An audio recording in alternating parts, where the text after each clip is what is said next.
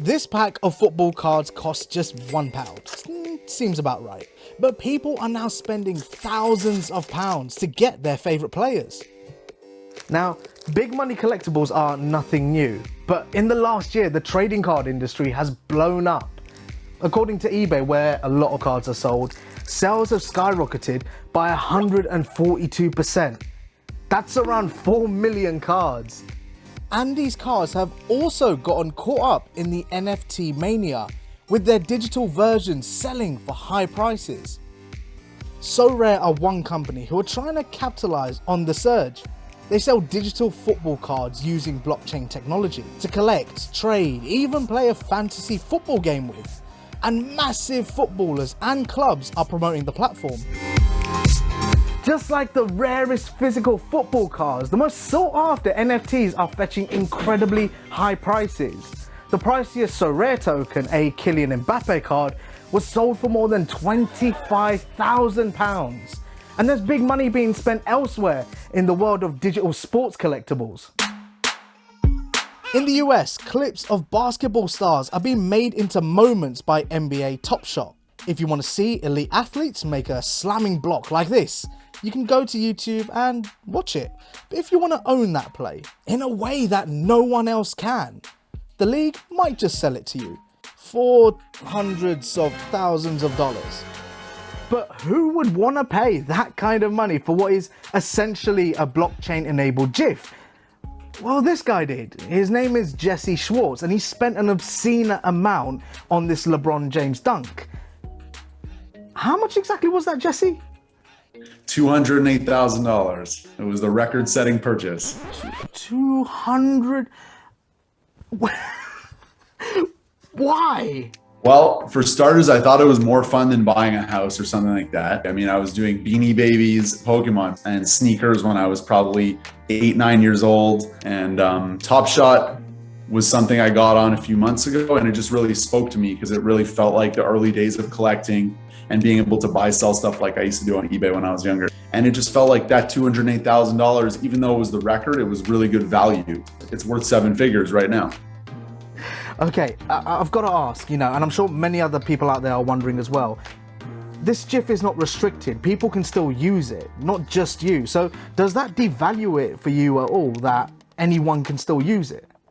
To me, it's the total opposite. So one analogy I like to use is the Mona Lisa.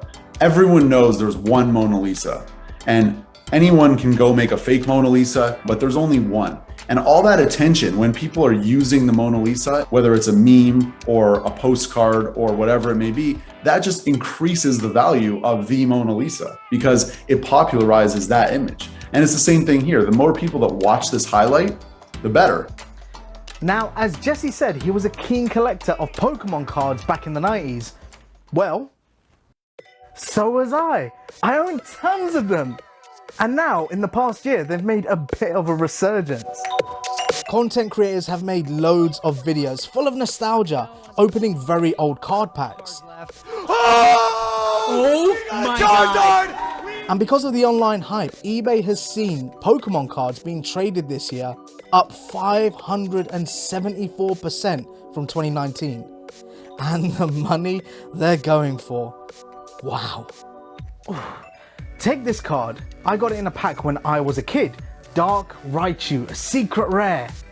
I checked online about 10 years ago to see how much one of these would go for. First edition, mint condition, about 50 quid. Now, £850. But why are these cards selling for so much all of a sudden? Duplicates, something like that, and a Moltres Zapdos. I've definitely seen a big surge in the popularity and the prices of a lot of these Pokemon cards solely because of the internet culture surrounding it. There's a lot of people making videos on it. There's a lot of people talking about it, posting about it. They have some kind of nostalgia with them. Get a sealed box of Pokemon cards from the early 2000s or late 90s. Base set is like $50,000 for a $100 box of cards. It's insane. My collection nowadays, because of the last year and a half, is probably worth $250,000 if I were to get it graded and looked at and all of that. But it's fine, it's fine. So good old physical collectibles are still relevant and highly sought after. But in the future, will digital collectibles take over? Well, let's ask the next generation of collectors who are going to grow up with both NFTs and physical cards. Come on, you gunners.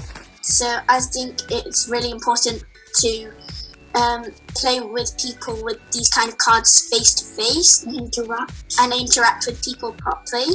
I would prefer cards because then you can actually give them to people. Otherwise, if you're doing it online, you'll have to do it from a different device and it'll be very complicated. Yes! Yes! Yeah, you miss out on the social elements, but digital-only NFTs can also be anything. Drawings, GIFs, music, videos, tweets. The potential scope goes way beyond what's collected physically. Personally, I'm attached to the nostalgia of physical cards, but for the next generation of collectors, that might not be the case.